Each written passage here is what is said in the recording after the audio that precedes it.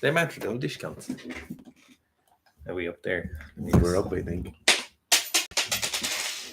My lucky 1-7 rimfire. No. You'll probably get banned if you show this. Yeah, we shouldn't show that. Welcome to the one person signed into the live stream. Let me get the YouTubes. The YouTubes. Black Friday live stream.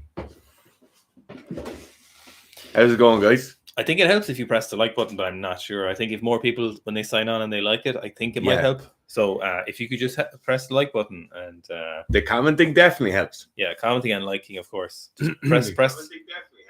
8 of them. Oh, that's great. They all pressed it immediately. That's great. There we go. No, we really appreciate that.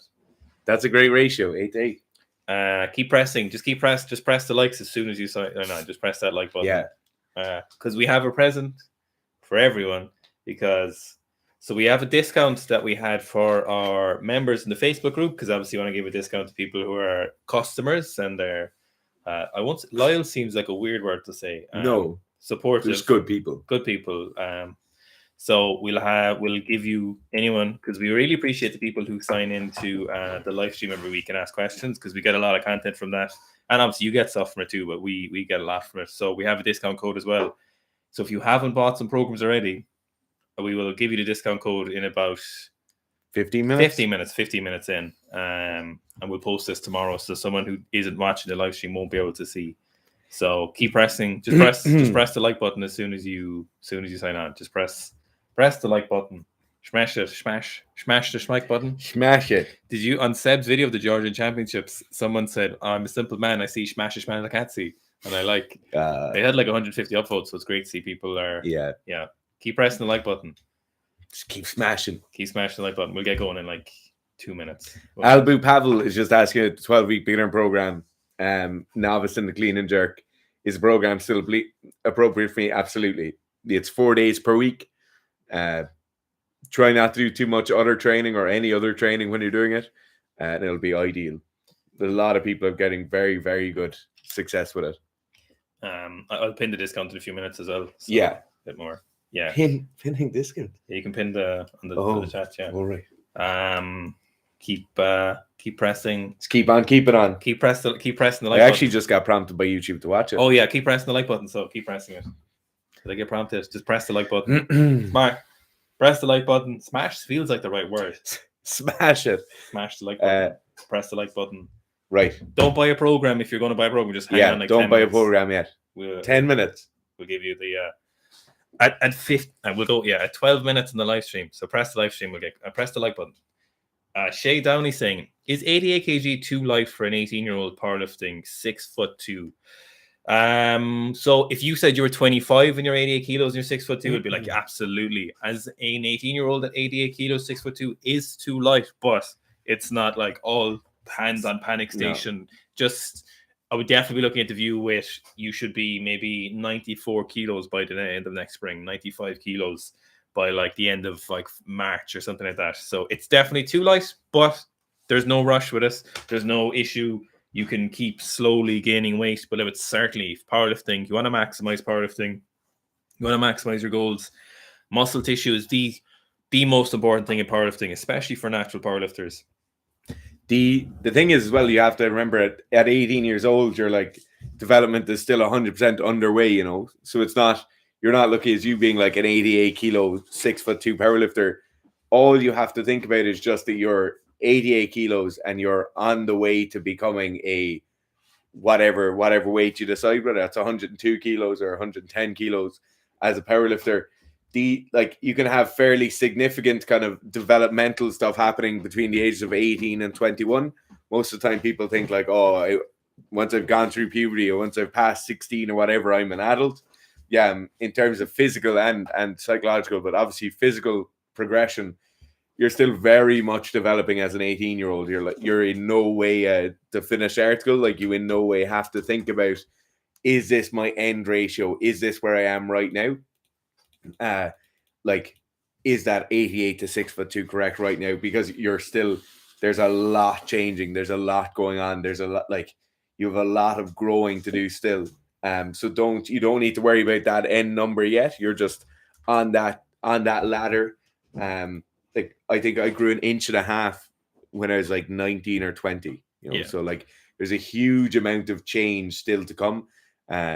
People classically think it's like 13, 14, 15 is when most of your development happens, and then you're kind of an adult male at 18. To be honest, I'd say in terms of physically, you're an adult male at 24, 25, and then your training will change slightly. Just wait till you hit your second puberty, and then your third puberty, and you're like after when you're like 26, 27, when it all like if you keep training, so it all calms down. There's a lot to look forward to. Boris Gawker says, Barris. Jesus Christ. Boris.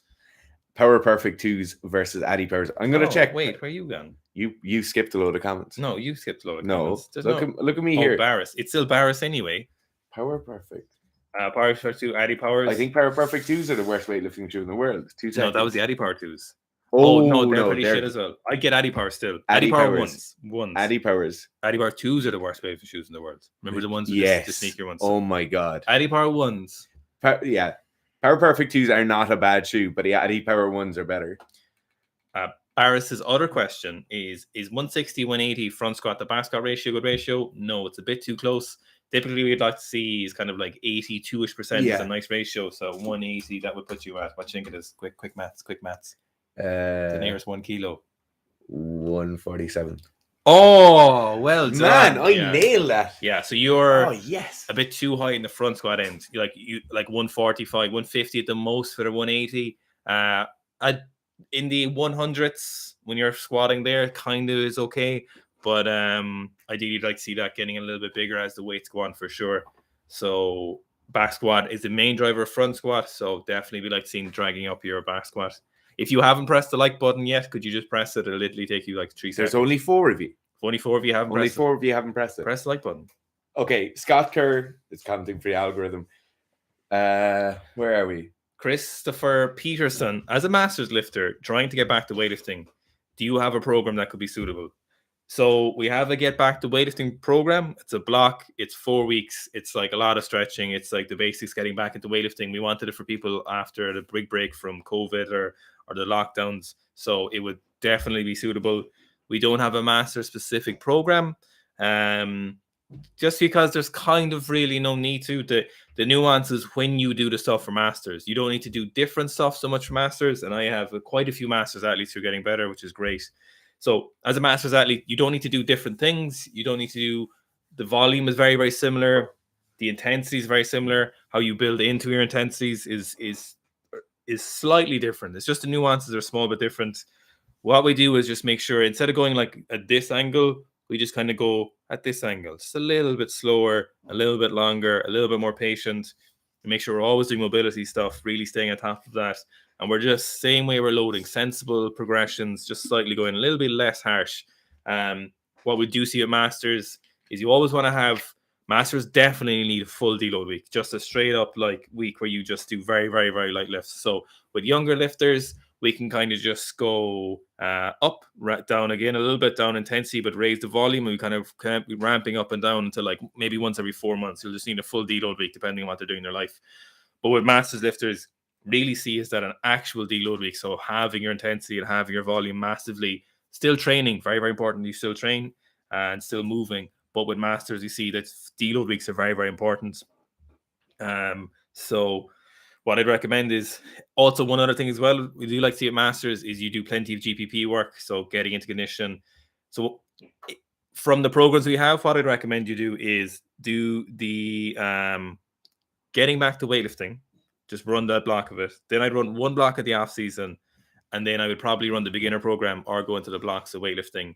And when you're running the blocks of weightlifting or the beginner program, between every block, I definitely take maybe every 2 blocks, 1 to 2 blocks. Every 1 block will be fine though. You can't go too fast, or you can't go too slow, I should say. So take a deload in between every block, a full deload as a master's lifter for sure.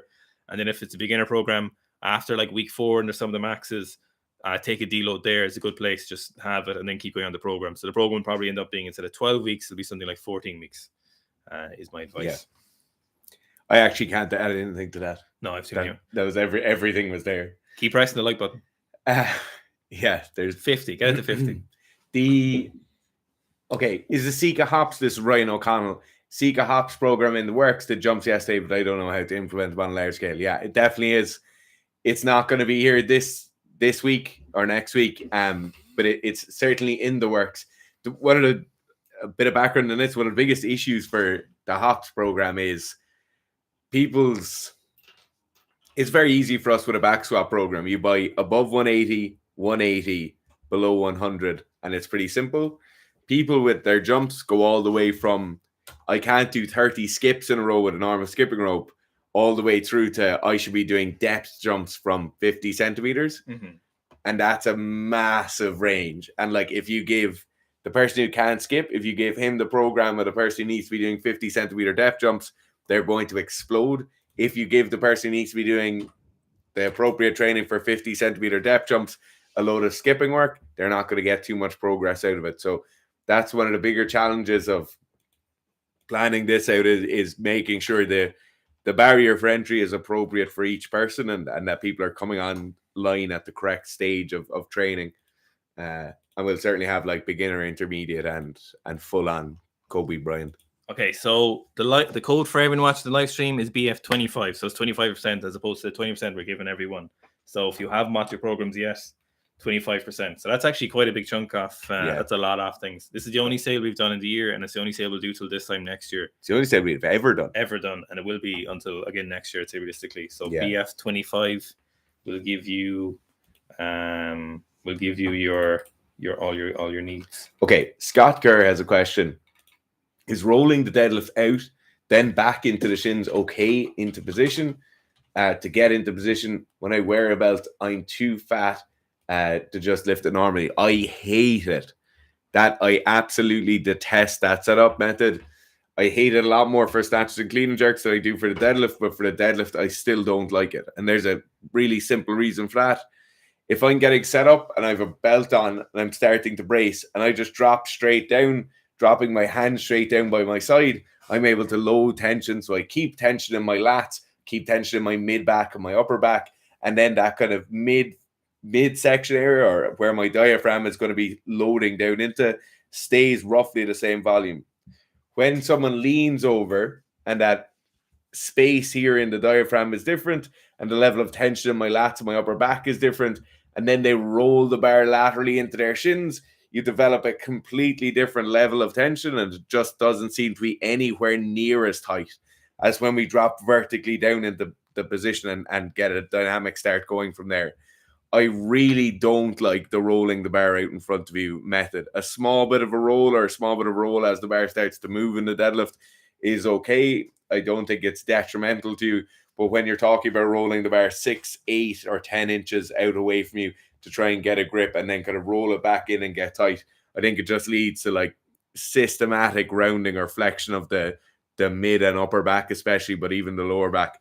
You just can't seem to get that kinetic chain activated in the same way. So I'd stay well away from it. There's just wondering about is there much tension between the People's Republic of Cork and the People's Republic of Sika? No, they're blissfully unaware of the Republic.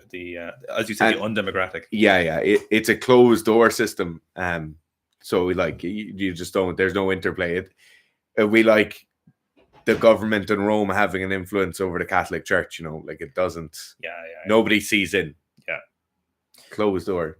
I was listening to a podcast with one of your podcasts where you discussed knees out versus knees back. Back then you said knees out is better because of better bar path, but that you need strong legs. Most of you coach knees back exclusively.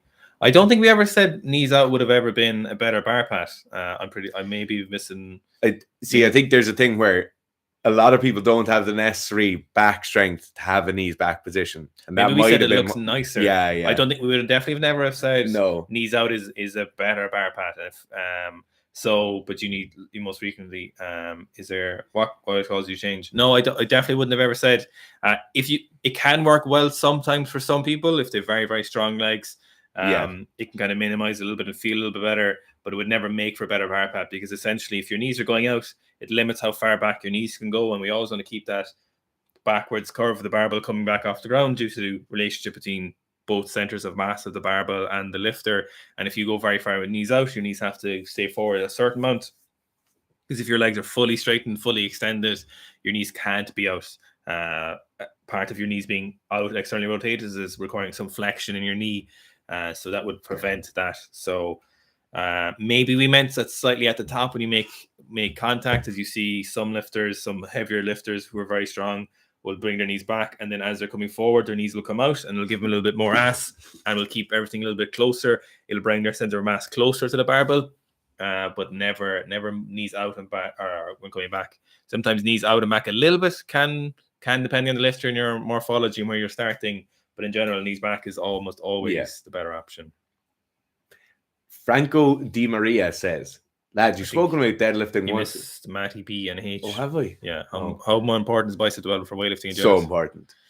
No, for weightlifting, it's really not. I think S&G in general, it really depends on the sport. A lot of field athletes and stuff, or a lot of power athletes are going to have some direct bicep work. That's not only because having a bigger bicep might be better in terms of like stacking. So proprioceptive awareness, if you've a thicker muscle group here and a thicker muscle group here, this awareness of where your elbow is in flexion or extension can be better. And obviously for injury prevention, the bicep attaching into the anterior of the shoulder and into the lower arm, it's very important to have very strong, healthy biceps if you're in a grappling sport, a scrummaging sport, or a sport where contact is likely.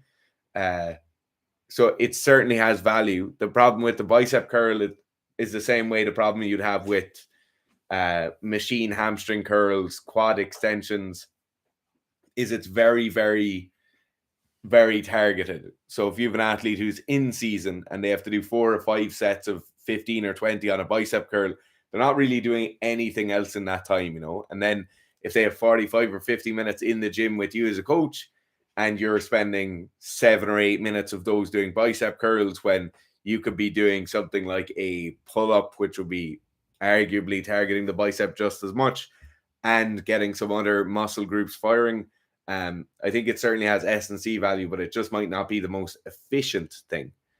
But a lot of my athletes have bicep curls. So next we've got Franco Demara saying, lads, you've spoken about deadlifting once a week. So what additional posterior chain work do you like? Also, how do you go about training lower back without killing it? Thanks, lads. So additional lower posterior work would be barbell rows for sure. RDLs are stiff, or sometimes stiff like deadlifts, but mostly RDLs. Hamstring curls would be the main one. The biggest driver for deadlifts, though, isn't really posterior strength. It's a huge amount of leg strength. And most people, especially powerlifters, don't have the requisite level of leg strength, especially natural powerlifters. So a lot of high bar, quad dominant knee extensor work is what we'd really focus on for the deadlift. So not so much posterior chain work. And if it is posterior chain work, it's almost always upper back stuff, upper and mid back. So that would be exclusively pull-ups and rows would be the best one for those. And most recently, rows are business, but pull-ups can be great as well, especially if you don't need to worry about so much about shoulder restriction. Sometimes you see pull-ups can bother people's shoulders. How do you go about training your lower back without killing it? To be honest with you, most sports don't really need to train their lower back unless you're a weightlifter, and it's just not really a necessity. It's a funny thing as well. Like the people who ask questions about their lower backs and the people who say their lower back is killing them are people who have chronic. Like this is not a shot at you, Franco, but it tends to be the people who'd approach us who are saying, "Oh, how would I fit lower back volume in?" It tends to be that they have chronically weak lower backs. So any amount of training is good in that case. What I'd start off with is something very, very low impact, like a reverse hyper or a scaled reverse hyper. Even a prone reverse hyper extension would be very, very good. Holding onto the leg of a squat rack or something in front of you. And in that case, I'd be finding like that kind of minimum effective volume. So if that might be 5 sets of 8, 4 sets of 8, understanding you can do that 3 or 4 times a week and it doesn't affect you that much, but you're getting stronger at them. The static holds you're doing might be longer. They might be easier. You might be able to bring your legs higher up off the floor. So in that case, I would say like just by very, very slowly adding in that volume. Another thing as well, you see with lower back strength, so upper mid back and upper smack is usually like rear delts, mid traps, erector spinae or whatever.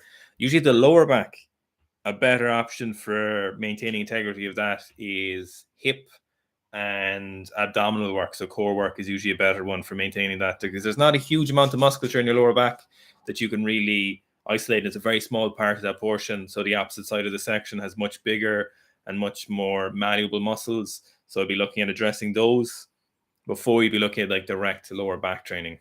Also, I think a lot of the time we get pain in our lower back. It's almost a spasm in response to that weak anterior core, and you just get this like overextension. You're trying to hold that overextended position.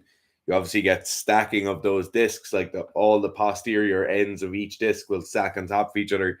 So I would certainly just a good all-around midsection would be great. Eureka Wave. No, the most recent thing I bought was a freezer for 6 months worth of deer. Jesus, the Sika dough is unbelievable. So good. Sika meat is different. The fat is incredible. Yeah. I actually like to mix up both of them because the Sika is a little bit too rich sometimes. Yeah. It's a very, very different meat. For daily, it's like more fine dining. Yeah. But daily eating, like a fallow is so clean. Yeah. And so whereas Sika is like rich and meaty. Yeah. It's good to have both of them. Yeah. Because then obviously this morning now is like... You actually need to keep them separated as well, because when they're frozen, you could see the difference. Like Sika's almost that color. Yeah. But great meat. Phenomenal. But that's all I bought, a freezer. But that wasn't even Black Friday. That was last week. I haven't bought anything yet. You'd something to tell Edward last week there about the powerlifting. You said if... Even 809, which is great. Good job. Yeah, very, very good performance. I hope you had some PBs. So the first thing we talk about is like your actual competition prep. So not so much training, like what are you doing in the week leading up to it? Classic things people would think about in competition prep would be cutting weight, would be resensitization to stimulants. It might be tapering and peaking of your training. So like if you just looked at those three things, and the first one being cutting weight, I generally, when we have athletes cutting weight or making sure they make weight for a thing, never ever manipulating calories. All they would do is shed some water in the week leading up to it. So a water cut, in the most basic term, you increase the amount of water you drink during the week. That increase in water has a side effect of increasing water shedding hormone within the body.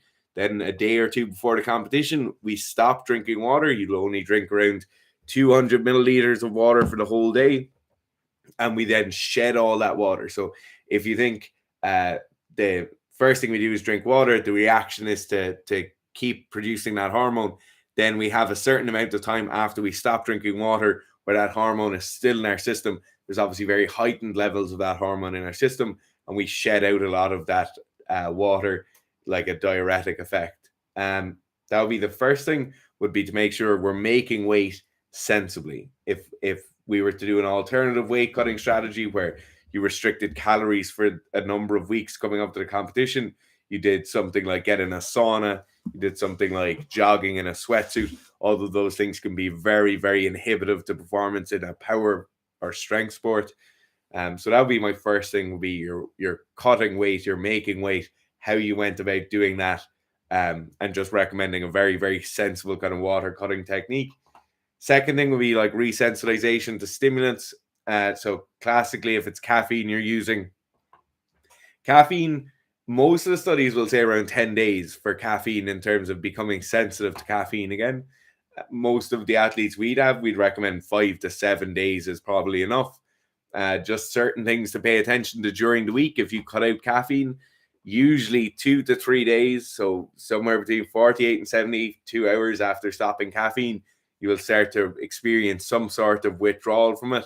That might be anywhere from a dull headache to feeling of tiredness, or a general uneasiness. And that those headaches can go all the way from dull all the way through to kind of like very, very bad headaches. In that case, something like Coke Zero, which if you were to get like a small can of Coke Zero, might have 25 milligrams of caffeine.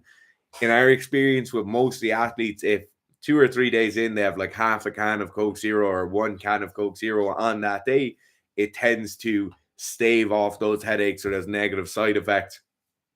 And then it never seems to cause an issue from then on. It's usually Tuesday evening, Wednesday morning, people have the big issue if they've stopped drinking it on a Friday or a Saturday or a Sunday, and they're competing on Saturday. Then the third thing would be your taper. I'd probably say write down what you think you need to do in your taper and reduce that total volume by 50%. And you could actually probably reduce the exercise selection by around 50% as well. So most of the time for powerlifting, we'd use a 7-day taper. You will train 3 days during that 7 days with at least 2 full days off in between. So powerlifting is completely unlike weightlifting or a sport like that, where we must continue to practice the skill as you lead up to competition.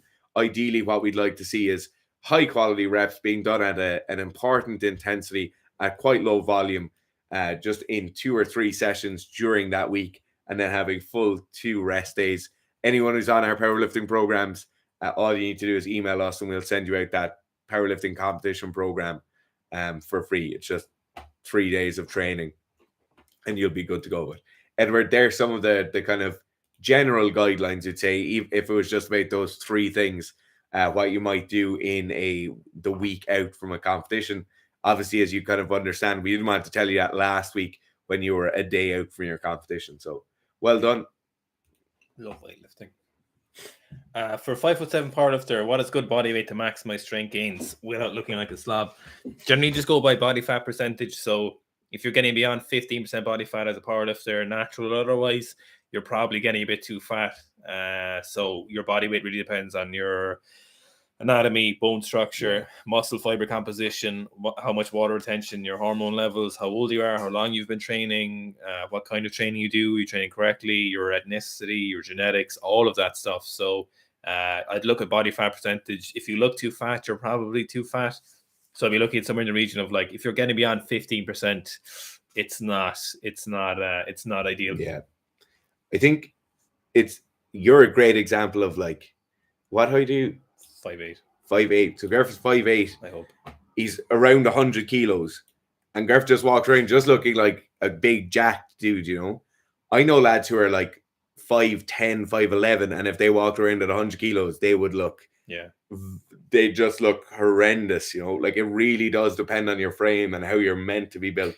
Like, that was one of the things in the genetics I got 23andMe. One of the variants was more likely to be heavier than the average body weight for a height. So, like, the average person for 5'8" or something was like was 75 kilos. And what am I, 25 kilos heavier than that? That's like what I started at when I was training. So it really depends on a lot of things. So body fat percentage is the best one to go by. Okay, PL _ where am I?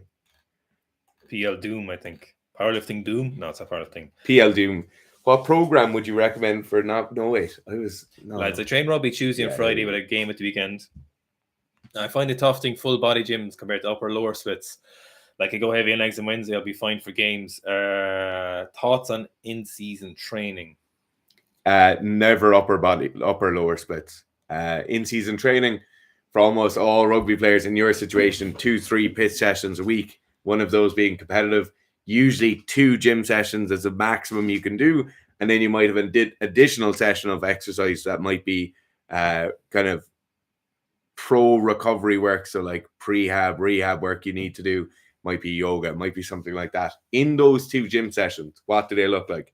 First thing, overall volume is quite moderate. 3 to 5 reps, 3 to 5 sets. Percentages you're using, never much lower than 60%, never much higher than 80% of 1RM. These are very, very general rules. Then you need to look at exercise selection. What's important for you in your sport? It depends what position you're playing, really. In rugby, it's very likely something like a back squat, some form of a deadlift or a pull is going to be useful for you.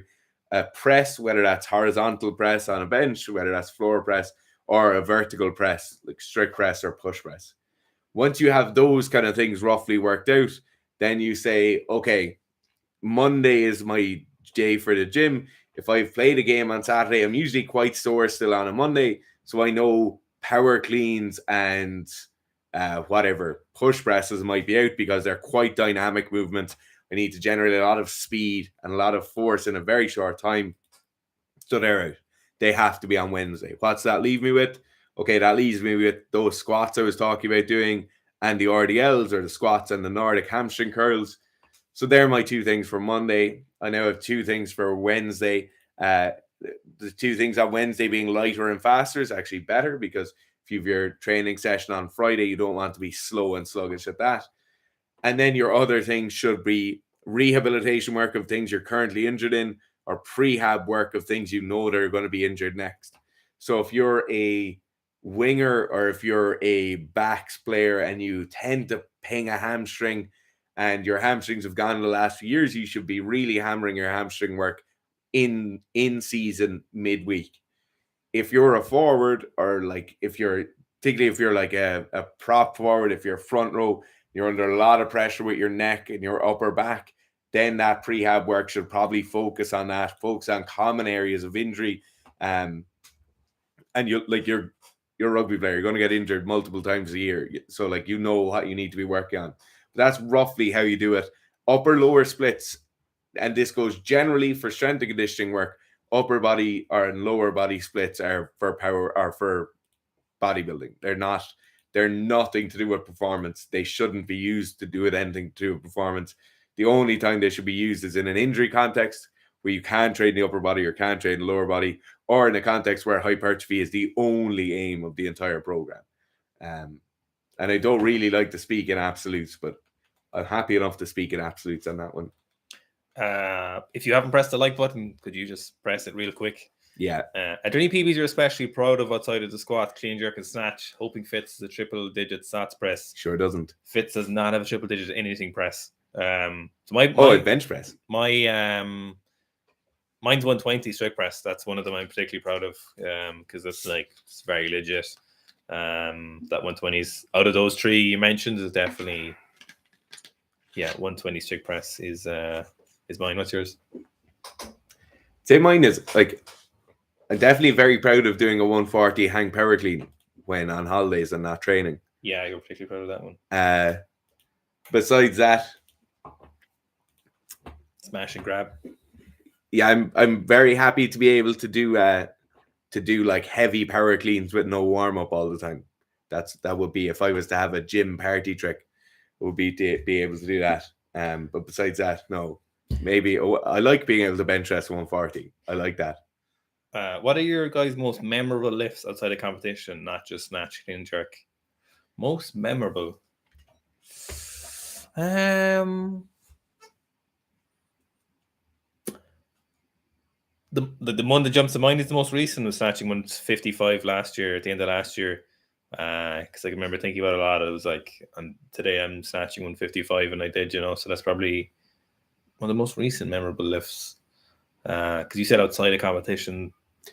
For me, like the 2 heaviest snatch are like 100 kilo snatch for the first time was memorable, and 125 was memorable. But besides that, I think doing 230 in the shed the day I failed to do the run, that was a lovely squat. And I remember doing it because there's a fair bit of pressure on that squat. Paulie McCallie says, can I run Russian squat program indefinitely with success with the correct amount of deload? Run it twice, deload again. I suppose what we always say about this when you're asked about programs, it's like asking a Toyota mechanic how should they optimize their Hyundai or something, So going to max my deadlift a little bit, boys. Wish me luck. Best of luck, Brandon. Go on, smash that deadlift. Can you say hello, David Hermes? Hello, David Hermes.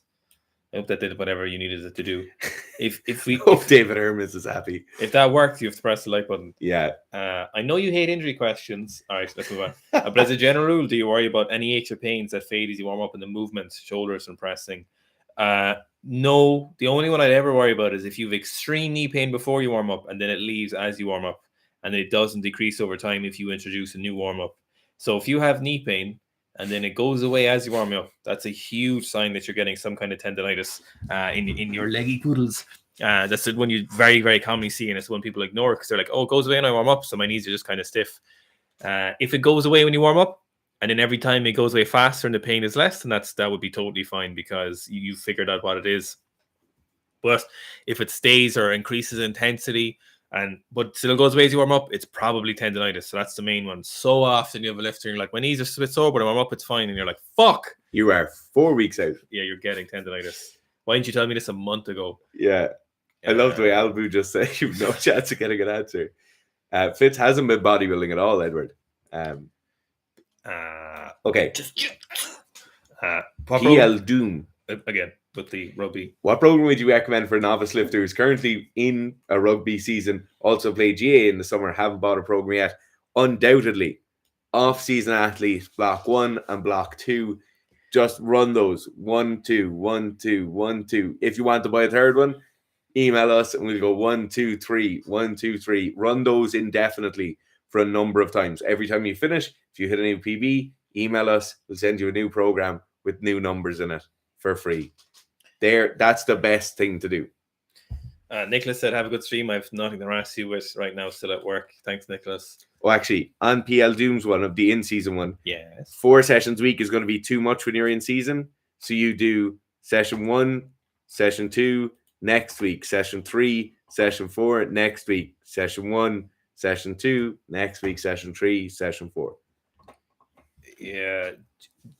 Jamil Kuara says, sled push is a good substitute for gaining leg volume and squatting when squatting is not an option due to a buggered back. Not really.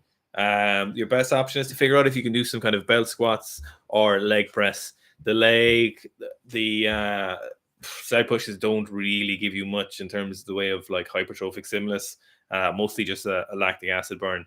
So I'd be looking at like belt squats if you can possible. So they're great for unloading your back, and generally if you can do some kind of leg press, usually leg presses in every commercial gym in the world. So if you can get on a leg press, that would be your best option for a buggered back. But belt squat would be first for sure, and then leg press after, or both if you have the possibility of doing both of those.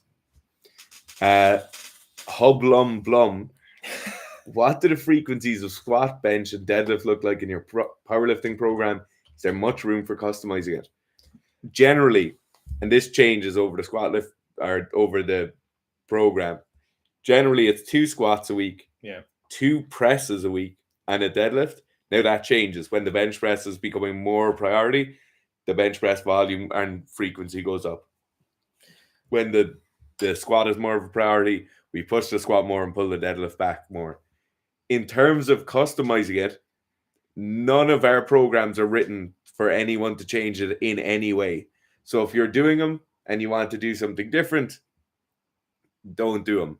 Do something different. Yeah, and it's not a kind of, it might sound like maybe a possessive thing or an egotistical thing that we're like, don't change the program, but it's just how it is written.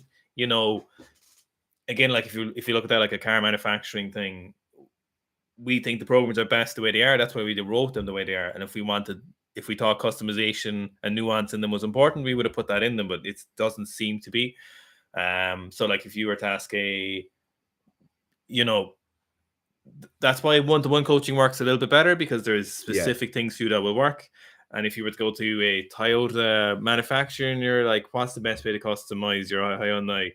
They might give you recommendations if they ask you what you're looking for. But if you're just flat out running the program, it's best the way it is.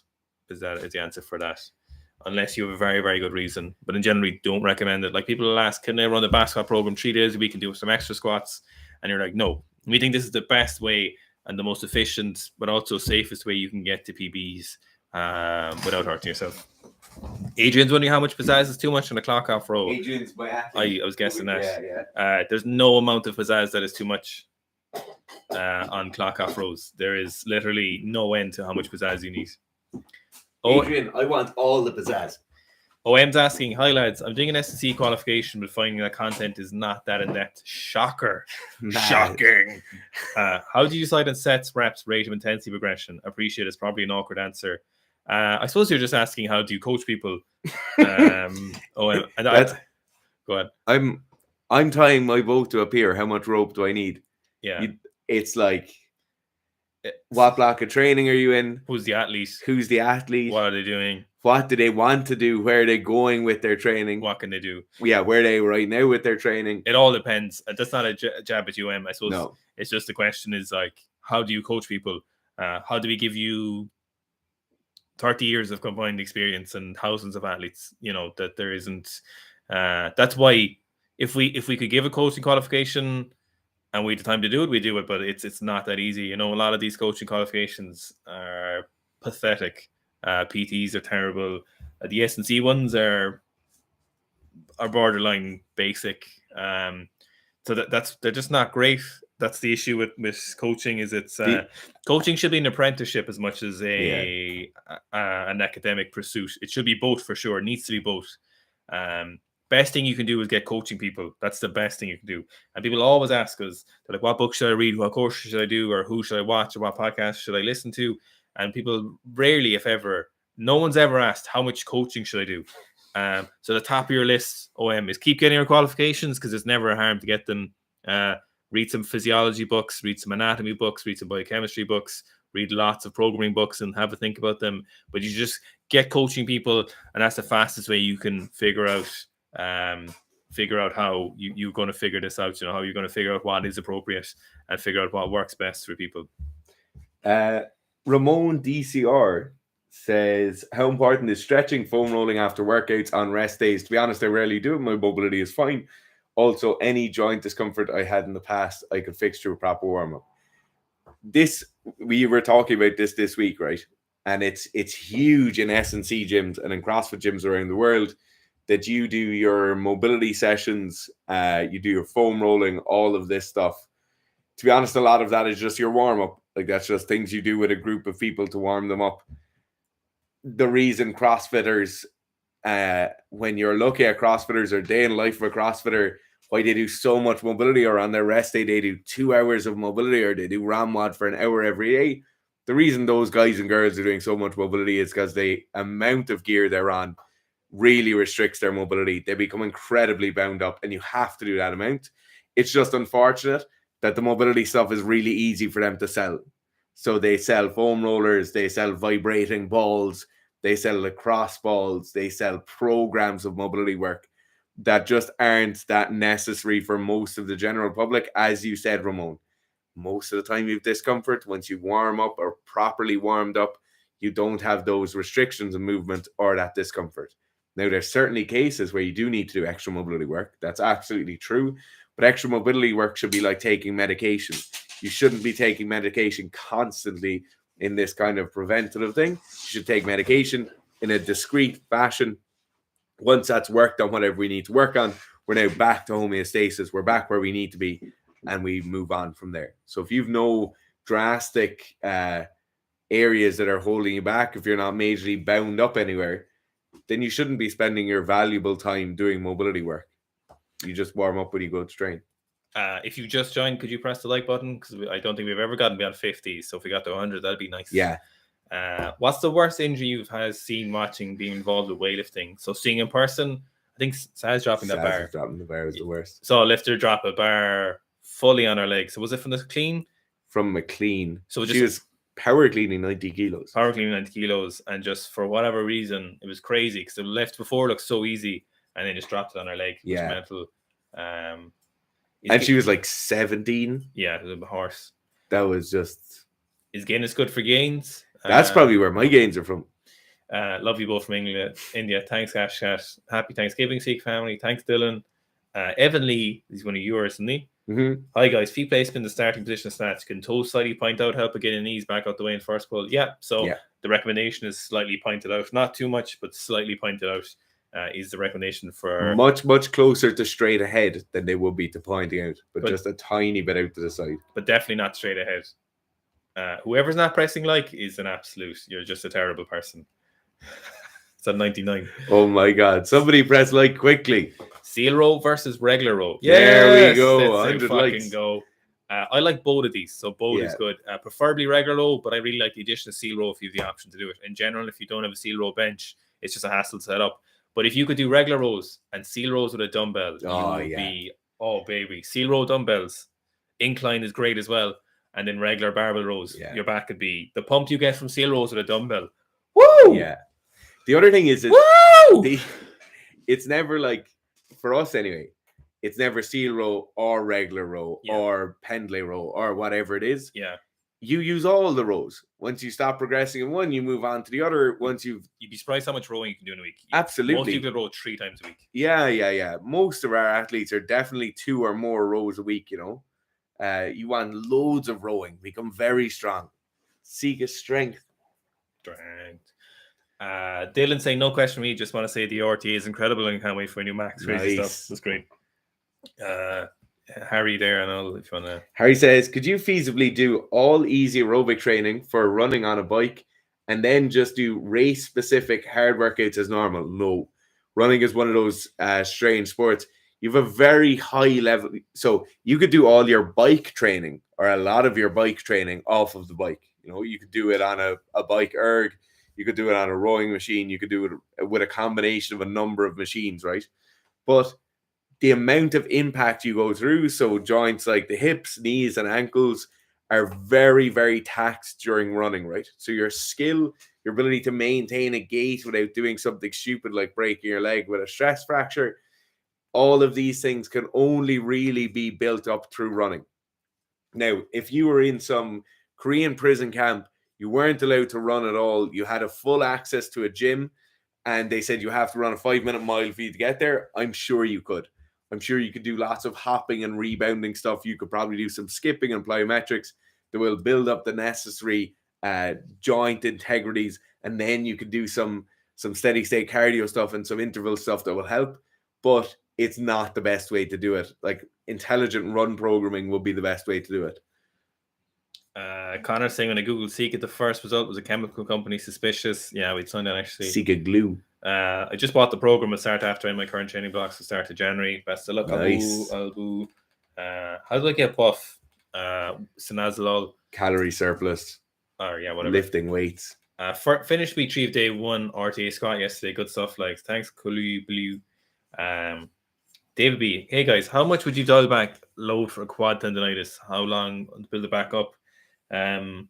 This, I suppose, would be an answer really for your physiotherapist to adjust and give you appropriate loading, because there's a nuance between removing loading and absence of loading, only waiting for the pain to come back. So you really need to see someone, as we always say with injury questions, is you got to ask a professional in person who can help you.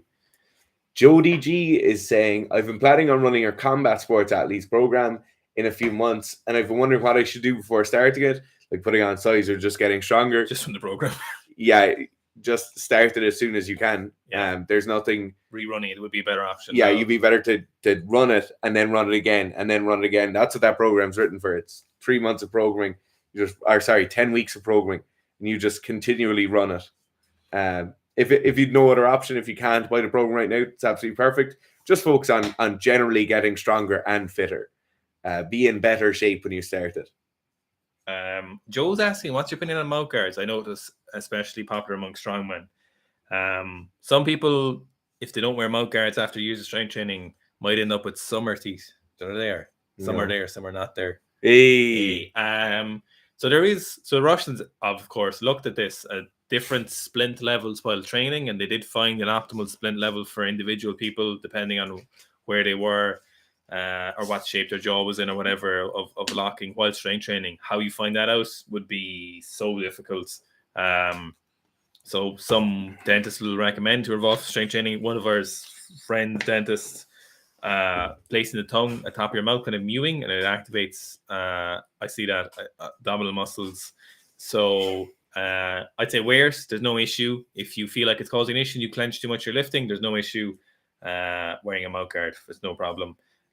One thing you should look out for is if you have a soft mouth guard, it'll actually encourage you to bite more.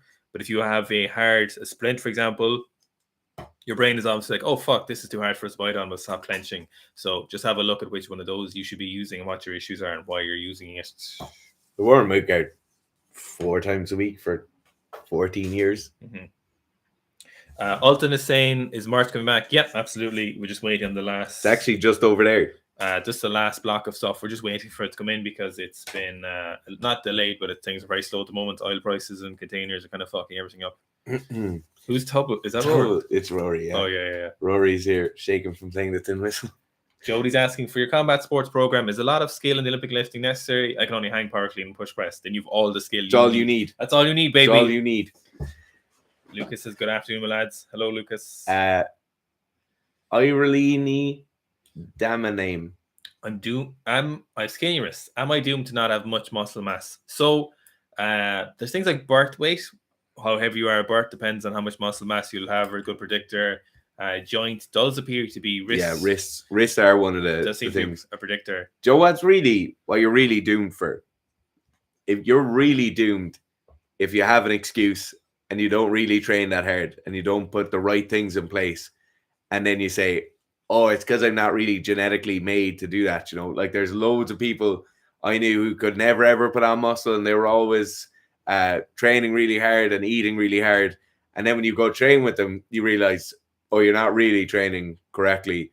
Or you see them eating, you might be away for a weekend, and you'd see them eating over the course of that weekend, and you say, oh, well, obviously you're really skinny because you don't eat anything. I've never come across an actual person in real life who I've spent time around who, when they said, oh, it's impossible for me to put on muscle, were actually doing everything they could possibly do to put on muscle.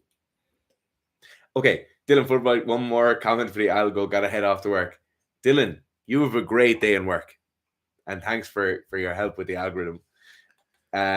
Collie Bleu says, how long should I rest when going for maximal sets? I'm looking ahead to the RTA program, week 2, day 4. You can see it's very tough. It is really tough. Actually, a few new people who brought the program emailed us about that today, and I was sending them screenshots from the Facebook group of people who were like, no, you can definitely do it. You'll definitely do it. You just need to put your head down. Maximal sets, 3 to 5 minutes is about as much rest as I think you need. You can get up around 8 minutes. Certainly in some of the papers we looked at, around 8 minutes was there. But in my opinion, 3 to 5 minutes is perfect. Hello, got your snatch and clean program? Can they be together? Yep, absolutely, Nishkal. Obviously, so you've got 4 days total there per week, so that's perfect. 2 of those are perfect to run together and should be no issues. Just make sure at the end you max out your snatch before you max out your clean day, and do snatch day, clean day, snatch day, clean day, and you should be golden. So don't do clean day, snatch day, snatch day. Do snatch, clean, snatch, clean. Gian Paolo Uribe asks, do you think it's worth it as a weightlifter to be able to do side splits and pancake stretches? No.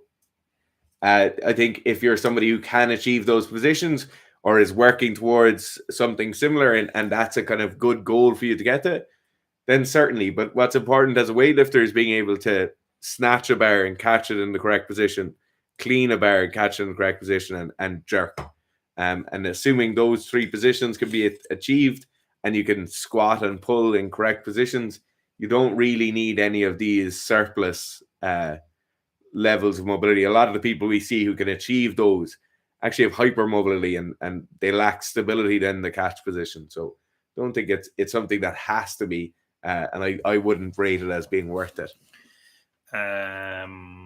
Question. How much carryover do you think an elite level of Olympic weightlifting ability as to combat sports?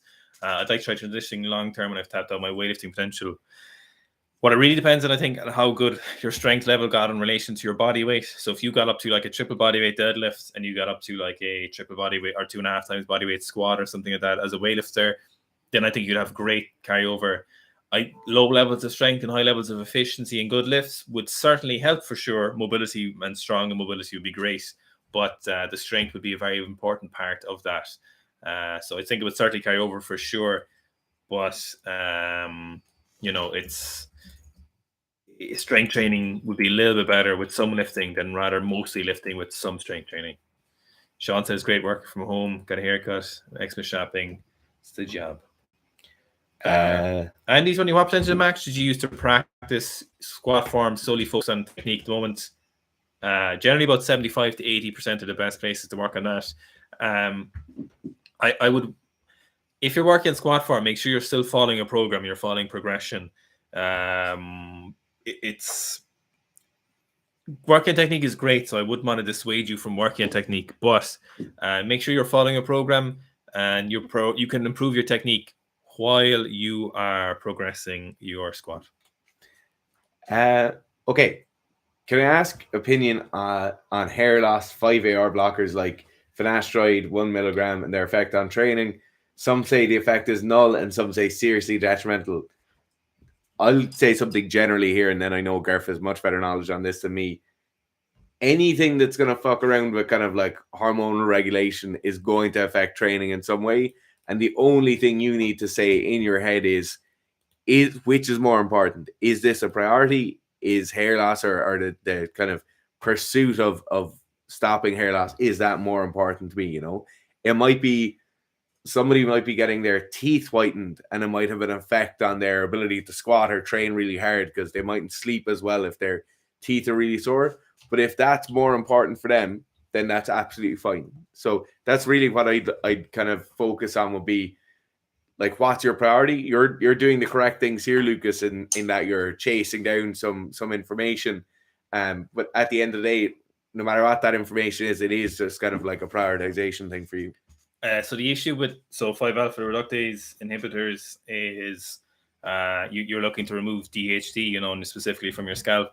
So obviously, because finasteride is a oral administration, so you're consuming it, you're going to have systemic reduction. So things like minoxidil or minoxidil or whatever are just topical, and they're applying to the hair root where you're trying to reduce DHT, whereas finasteride then would be a internal systemic application. So, you know, that's why some people have some issues with fertility on it.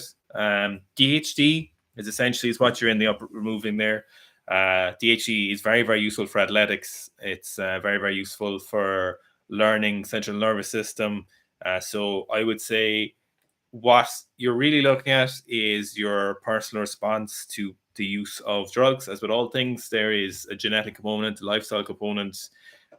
When you use any kind of pharmaceutical drug, some people will probably have no problem. Some people may have sufficient levels of DHT should they receive a sufficient knock to improve their hair loss, might have no issue when it comes to sport. But if you are someone, depending on your chemical makeup, your hormonal makeup, if you take a 5-alpha reductase inhibitor, it could sufficiently knock your DHT levels to a point where it could noticeably affect your sports. The problem is you might never know how much it's affecting you.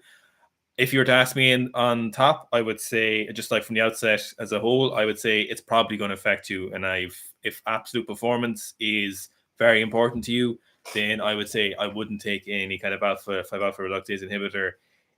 If your performance is important, but also not losing your hair, and that's certainly image, people might like to say it's kind of surface level ego or whatever, but it's very important to people, and it should be. It makes sense as a species. Part of the your sexual appeal is something that is an inherent attribute that relates to your happiness, regardless if people want to act like it or not. So it may be something that's important to your happiness. Some people have no issue with finasteride. Other people do have issue. I think it might be finasteride that has some kind of cardiac issues, and it could be related to the DHT aspect.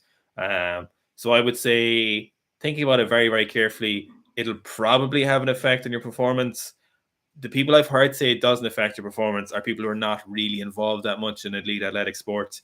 So I probably wouldn't be listening to those. If you're on TRT or something, then I would say you could probably go ahead with it.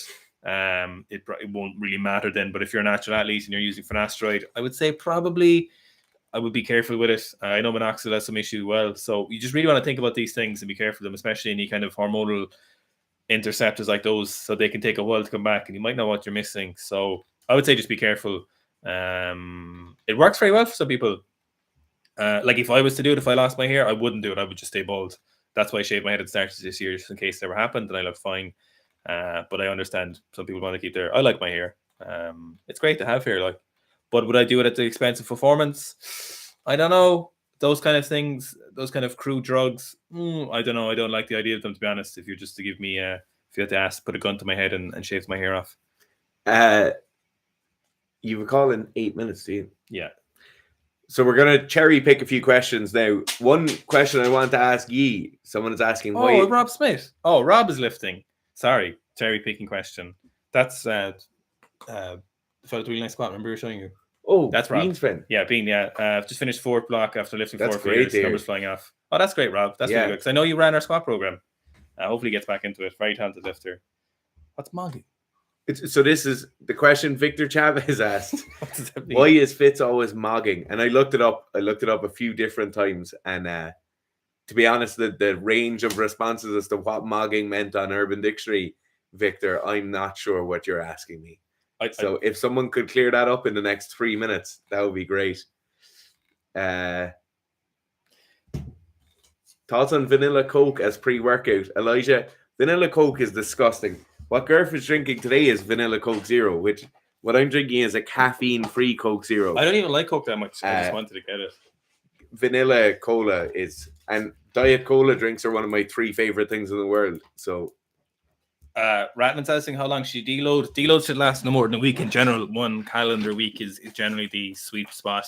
Anything longer than that's an off season. Yeah, you don't need any more than a week in general. So if it's either off season or deload, so a 1 week is perfect. Oh, sorry, I have one there.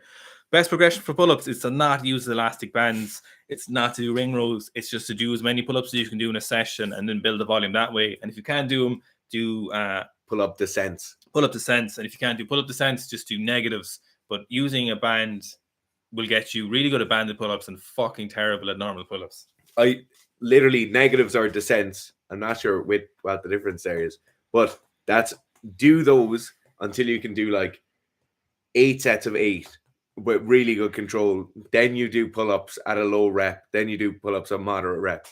They are by far eccentric loading of those muscles is of any muscle is the quickest way to grow it and to make it stronger. James is asking, what are your goals with the channel? Are you just putting out information, let it go where it will, or are you making concentrated efforts to grow it? Both. So I suppose you can't control where the information goes or who watches it. We're always trying to make an effort to grow it, but also put out really good information and entertainment. We could do more entertainment stuff, I think. Yeah. So I'd say it's about like 80-20 information entertainment, but we should probably do a bit more entertainment for people too, I think. But obviously, we're always making an effort to grow it. So we're nearly 20,000 subscribers in a year, which isn't too bad. Certainly, people have grown faster, but the feedback we get from people is great as the people watching the live stream as they're here. So, we're pretty happy with us going. You could always be happier, but you always want more. You always want more. James Norman says mogging usually means like appearing superior to a person next to you, coming from a mog, alpha male of the group, usually in a physical sense. You are a smarmy cunt, right? I really am, Emily. You're such a smarmy. I am very smarmy. One of the Urban Dictionary ones had something to do with ejaculating in your hand and offering it to someone. You do both of those things. You are a bit smarmy sometimes, but you're not actually smarmy. Sometimes you just sit there and you don't have a bitching resting face. So I have like a resting bitch face, but your general resting face is smiling. And so sometimes it comes across as smarmy. So sometimes you are smarmy, but no more than other people. You just fit to sitting there. It looks like you're smarmy, and it's unfortunate for you. So I look kind of angry, and I'm sitting there. Yeah. So people don't think I'm being smarmy. They think I'm kind of grumpy, Yeah. But Fitz actually isn't smarmy. Sometimes you're smarmy, but no more than usual. I wouldn't call you a smarmy cunt. I would just call you a cunt. Do you coach enhanced athletes differently? Why not? Certainly coach them differently. We have a video coming out on this. Yeah. Oh my god, it's actually done, but we won't be up till next week. So it's the pros and cons of coaching athletes on performance enhancing drugs. It's going to be a good video. It's up. Oh, it's not up, but we have it ready, but it won't be out till next week. So we've already done a doping video this week, and we don't want to. Don't want to weigh in too heavily. Casper Cheeseburger or Capsel, just because it's something to do with. You bought the combat sports program, you need to change one of your numbers. Guys, this goes across anything. If there's any issue with any of your numbers or any of the programs, just email us. Email us, ideally in the first email, if you could give us the 1RMs you have. This is for next week's video. No, this will be this week. Or this week. Stay injury free. We just got it from Alex. That looks great. But yeah, in general, guys, if there's any issue with the program, one thing that does speed up that email is if you give us the program you're after buying and your 1RM inputs. It really speeds up the process because we don't have to. They look great. Yeah, they're good. Okay, we better go. Anything else? Appreciate the miserable bastard face. We're definitely going to do cooking with Sika again. Yeah. Honest to God, I actually have a really good idea for that. I'll tell you after. Okay.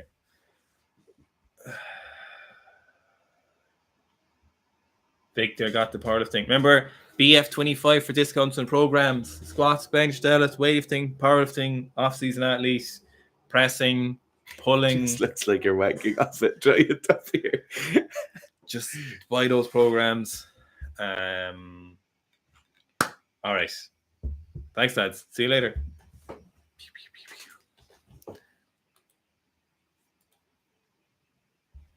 Oh, wait. Don't answer it. Not yet. Sorry, someone says, can you please answer my question? I'm absolutely desperate. It's not often someone says that. What's so. the question? Bouncy gangster. What to do about being extremely injury prone? Oh my God. And it's an injury question.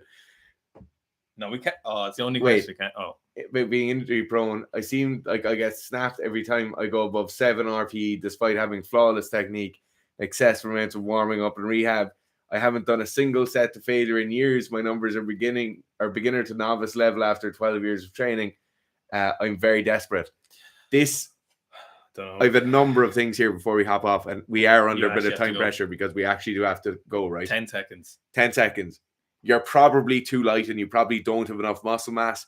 Your training is probably not correct, and I'm not having a go off you in any way. But if this is where you're at after around 12 years, you're not doing it correctly. And then the last thing is you're probably just being a bit too soft, and using RP in training is a disaster. All right, we love all of you. Thanks, guys.